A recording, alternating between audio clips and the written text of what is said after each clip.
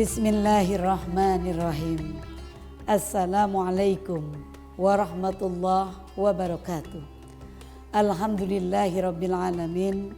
Allahumma shalli ala Sayyidina Muhammad wa ala ali Sayyidina Muhammad wa barik wa sallim. Pemirsa yang dirahmati Allah, akhir-akhir ini cuaca di negeri kita cukup tidak bersahabat. Di mana-mana terjadi kebanjiran, di mana-mana terjadi bencana alam. Fenomena alam yang luar biasa menimbulkan pertanyaan kepada diri kita. Apa yang salah? Apakah memang sudah waktunya seperti ini? Bencana satu belum selesai, datang lagi bencana yang lainnya. Bahkan bukan hanya di negeri ini, tetapi di seluruh dunia hampir juga terjadi hal yang sama.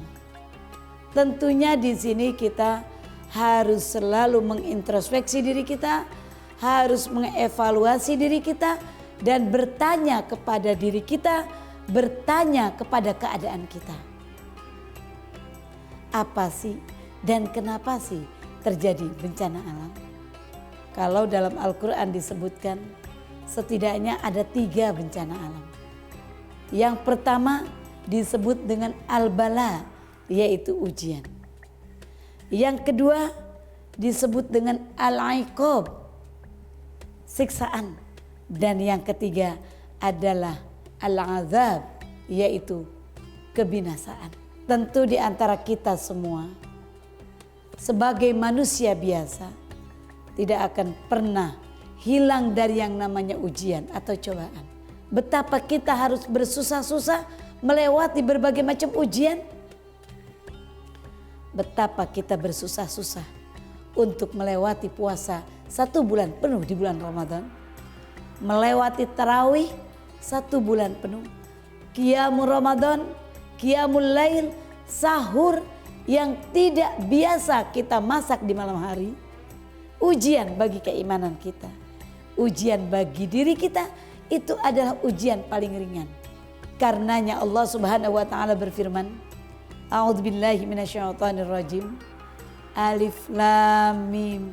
Ahasiban nas ayyutraku ayyaqulu amanna wa hum la yuftanun.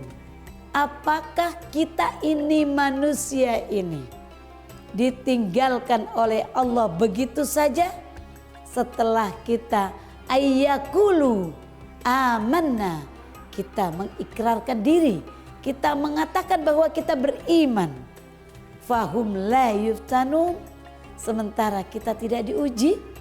Ketika kita mengatakan diri kita beriman, diri kita muslim, masuk ke dalam iman, mengikuti ajaran Allah dan Rasulnya, maka tentu saja tahapan-tahapan ujian harus kita lewati untuk meningkatkan keimanan kita, untuk meningkatkan ketakwaan kita, untuk meningkatkan kesabaran kita.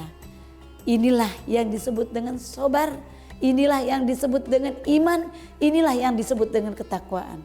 Karena adanya ujian untuk naik kelas, untuk meningkatkan segala apa yang kita miliki di hadapan Allah Subhanahu wa taala. Yang kedua, al-iqab. Apa itu iqab? Yaitu bencana berupa musibah. Kita melihat bencana di mana-mana. Kita melihat banjir di mana-mana. Mungkin kita introspeksi dan evaluasi diri. Ada apa dengan diri kita? Kenapa dengan alam ini? Apakah kita buang sampah sembarangan? Apakah kita menebang pohon sembarangan? Atau kita menebangi pohon tidak mengganti kembali? Tidak adanya reboisasi?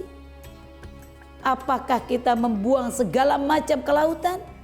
Karenanya dalam hal ini Allah Subhanahu wa taala berfirman, A'udzubillahi minasyaitonirrajim. Zaharal fasad fil barri wal bahri bima kasabat aydin nas liyudhiqahum ba'dalladzi amilu la'allahum yarji'un. Kata Allah, telah nampak, kamu lihat. Nampak apa? Kerusakan. Di mana? Fil barri wal bahri. Di daratan, di lautan. di gunung bencana, banjir. Bil barri wal bahri bima kasabat aydin nas. Kusabab disebabkan ulah tangan-tangan manusia, perbuatan manusia. Nampak kerusakan. Tujuannya apa? Liyudhiqahum ba'dalladzi amilu la'allahum yarji'un.